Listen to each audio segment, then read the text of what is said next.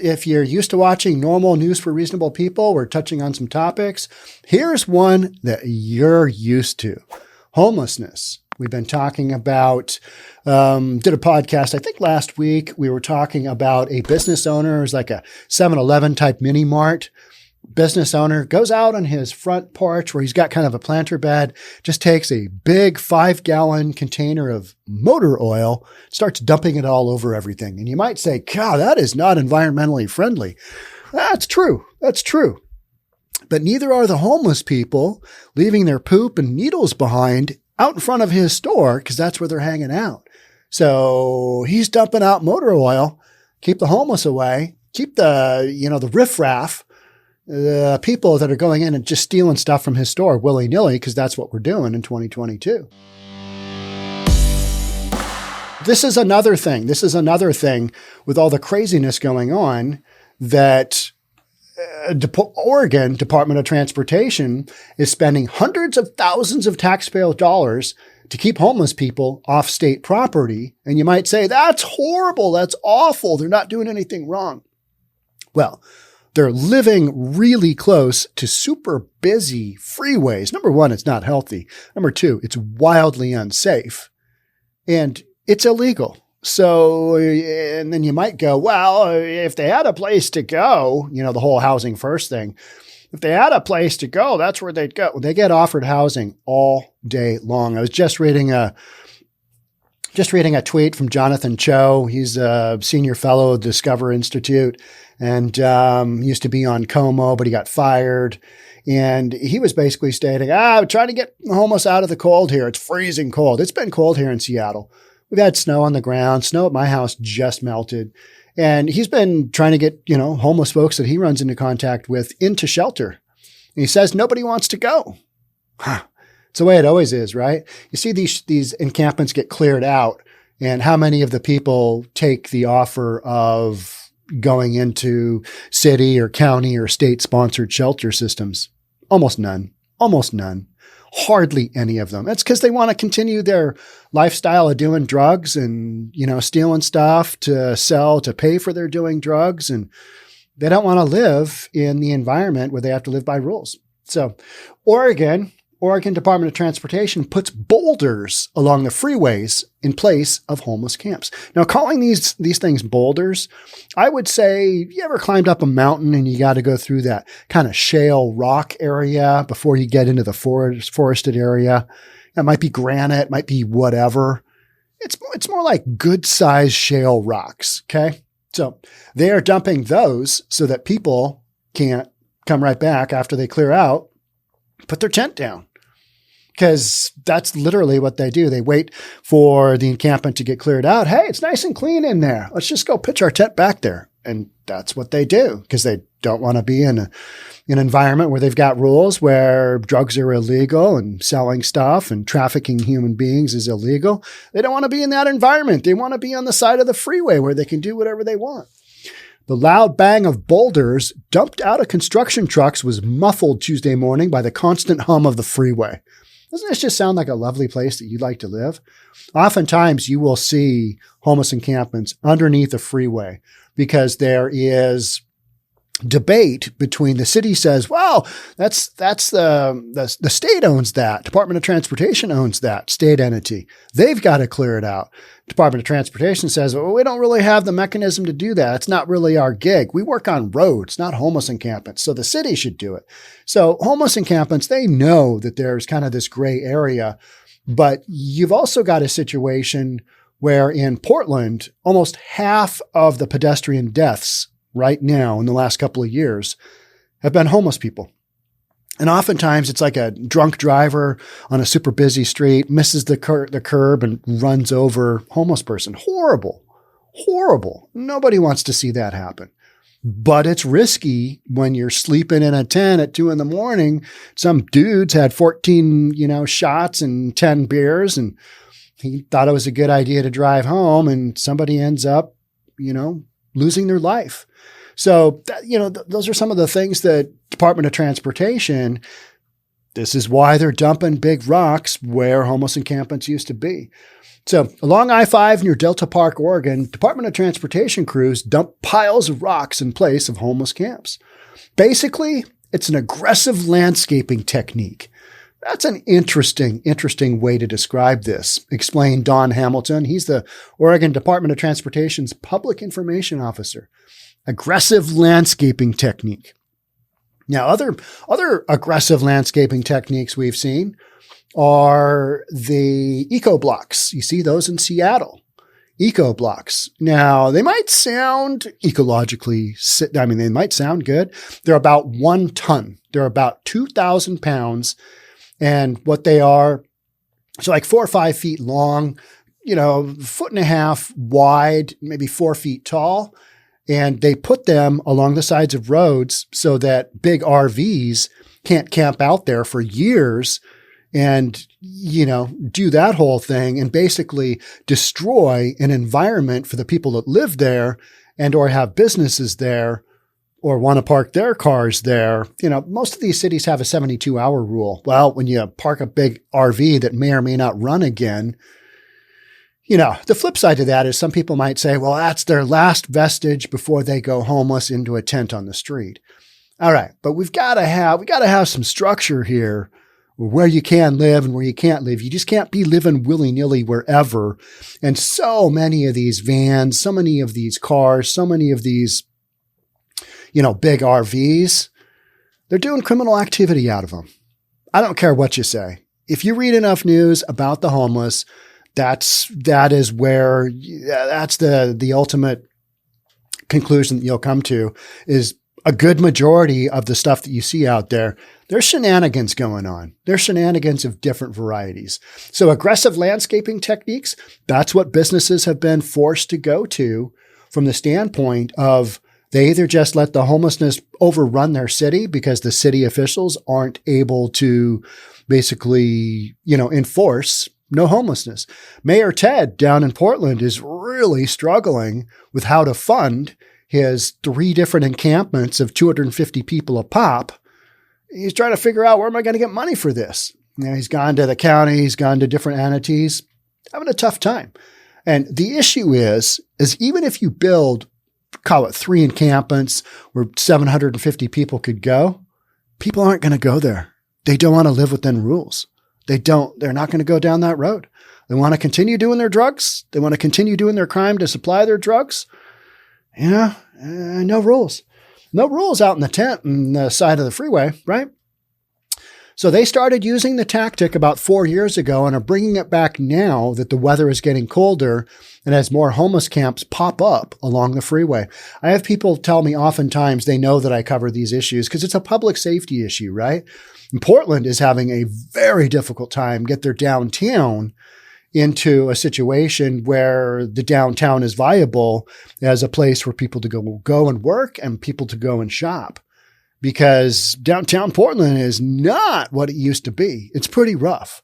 A lot of boarded up stores, a lot of businesses have left, don't have enough police to enforce. You got some crazy stuff going on there. I read those storylines all the time. So you got more homeless camps popping up along the freeway. It's kind of a last resort where we use these things to try and make sure that the campers, the illegal campers, are not on state property. There's especially dangerous in the winter when the roads can get slick and icy and cars can go spinning off the road and run over somebody. So to say that it's compassionate to let people just live willy-nilly wherever they want, this is kind of just one more of those things where what if they get run over by a car that's, skidded out of control in the ice? The odds of that happening aren't great. But again, I go back to half of the pedestrian deaths in Portland in the last couple of years have been the homeless.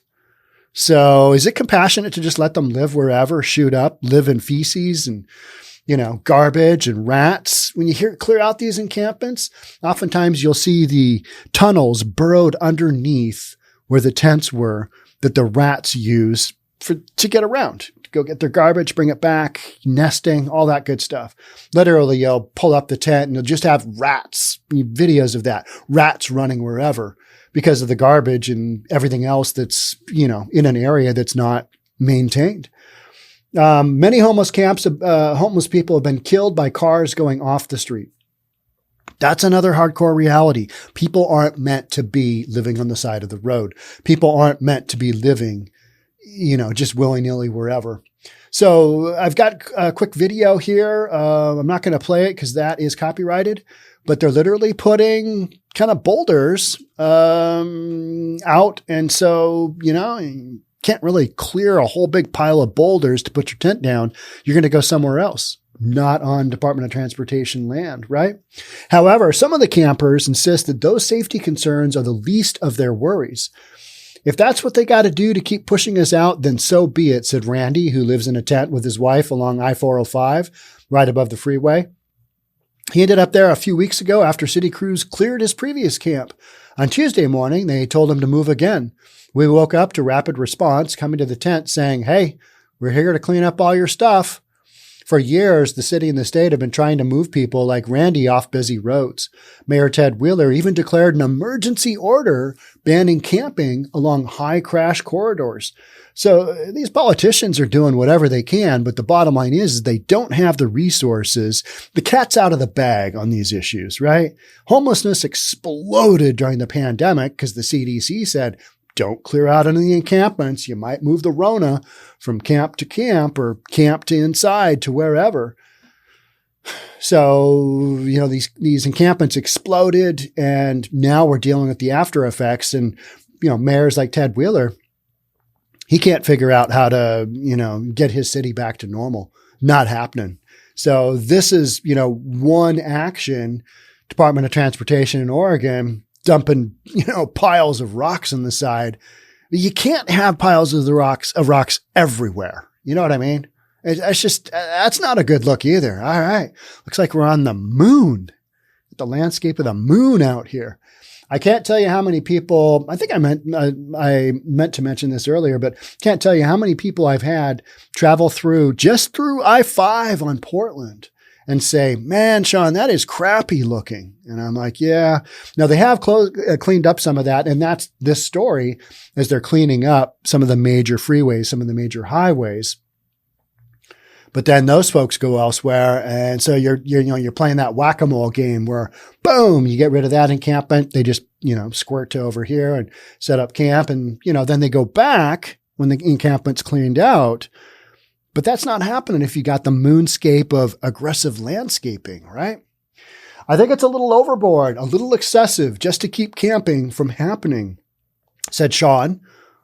He spelled it the same way as me. He said, Sean, who lives in a tent under an overpass. It kind of sounds like living in a van down by the river, right? I watched that recently with Chris Farley, and that is some funny stuff. He was a great comedian. He was a great physical comedian. He, along with like John Belushi, those guys were just nuts. They were nuts. But Chris Farley talking about living in a van down by the river. That's some good stuff.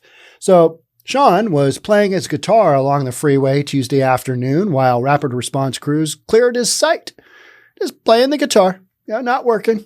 Playing the guitar. Just strumming along. That's what we're doing. On the side of the freeway, a little carbon monoxide going by. Occasional car honking at him. And what a terrible place to live. But if, you don't want to live by the rules anywhere else, living in a car on the side of I-5 or 405, that's where he's at. But again, it's illegal. If they had an alternative, that would be one thing. I don't know where everybody's going to go. Well, so few people accept offers of help that it's not even really relevant to ask that question, is it? It's just not. Where's everybody going to go? Well, nobody wants to go anywhere. They just want to do their own thing. And I say that as a broad generalization. There are some people that take the offer of help because they're literally just transitory, they're in between whatever. They're just trying to work out how they're going to get back up and going. Maybe they've got jobs. But the vast majority of folks that I see and that are interviewed, they basically say, yeah, everybody at this encampment's on drugs. They're hooked on drugs. That's the response that you see time and time and time again.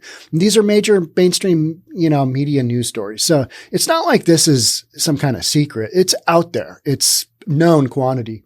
When KGW reporter Blair Best asked him, she's a good reporter, asked him if anyone from the city or the state offered him housing resources, he said, "Of course not. No, they haven't."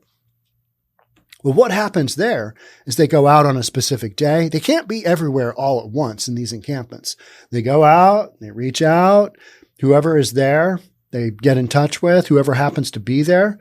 But these people aren't staying in their tents all day, every day. They got to leave to go get food. They got to leave to go get drugs. They got to leave to go steal stuff. They got to go leave to sell stuff. And how do we know that stolen goods are part of, a lot of the encampments? Well, when we clear them out, literally yesterday, did a podcast in a big encampment down in Oregon that was cleared out. Yeah, they've literally bring in the flatbed to pull out the stolen car chassis that have been stripped out. So again, this is not something new. From the city and the state's perspective, they don't want you guys camping out here because they say it's unsafe. Best asked him, "Do you feel unsafe?" Sean replied, "Well, I feel unsafe because I now don't have a tent over my head and it's going to freeze again tonight." Well, you could pick up your tent and move it, and then you'd still have a tent over your head. And you could go to a shelter. So there's that. But as you hear, the discussion here, it's not necessarily a logical discussion because these are people that their addictions have gotten the best of them and they are literally physically sick. Because if they don't take their drugs, they're going to go through some wild, oftentimes opioid withdrawal, because you got meth going on in the homeless encampments, got fentanyl use going on in the homeless encampments, and you got heroin and not a lot of coke. No. This is Randy. He lives with his wife in a tent along 405 above the freeway. They ended up here after city crews cleared their previous camp a few weeks ago. So, there's the whack-a-mole. They're literally, on the side of the freeway. They got the guardrail, that metal guardrail right there. They're sleeping up against that. It's not where human beings should be. And we shouldn't let them live there either. Because there are options. These folks don't want to take them. Also living on the freeway near Delta Park was Tom, who's been homeless for 7 years. He said that with the rise in crime in downtown Portland, it's safer to set up camp along the freeways. So the freeways are to the east of downtown Portland, and that's where they're going because downtown Portland has just been rocked. It's what happens when you defund the police and then you don't have enough police and everybody treats police just like a big piece of poop. The safety of your city suffers, and that's what's gone on. Everybody's stabbing each other in the back downtown, and out here I got friends, Tom said. Oregon Department of Transportation is using hundreds of thousands of taxpayers' dollars to install boulders and keep homeless people from camping on state property. They also try to get help to those who are displaced by handing out brochures that outline where homeless people can access services. However, for some, that's not enough. No, come on, take our ass there. Help us. Actually, help us. That's what we need, said Randy. All right, so you don't want to move indoors. You don't want to move to where there is space for you. You just want to continue getting handouts and continue your lifestyle. That's what you got to read between those lines, right? If you read enough of these articles, yeah, not that hard to figure out. So thank you so much for being here. Also, check out our Reasonable Plus Discord channel. Yeah, I've got a Discord channel going on. So what I'm doing there is I am uploading like all of these stories you're going to find there. You'll find the original stories along with a picture. You can make comments. You can do all kinds of crazy stuff. I also you remember the whole F it, we'll do it live with Bill O'Reilly. Yeah, a pretty funny one of him doing that. And then one of the cartoon characters from, I forget which cartoon it was. One of the it is really funny stuff. Post that kind of stuff there. Because you can't have people get shot in the air and dumping rocks. So you can't have, people living on the side of the freeway. You can't have all these really depressing stories all the time. You got to have some fun. So check out Reasonable Plus, do a quick search in Discord. I'll be doing some explainer videos on how to use that and kind of fun ways that we can, put that together. Also, we've got reasonabletv.com. That's our subscription site. Some of these stories that have content that isn't, probably appropriate. We've been told that it's not appropriate because it's been censored. You're going to find content on reasonabletv.com. It's our subscription service, $10 a month. If you believe in this channel, it's a great way to support. Otherwise, thank you so much for being here. Hit that subscribe button, whatever it is you're doing, share the content. Thanks again. We'll catch up soon. Bye for now.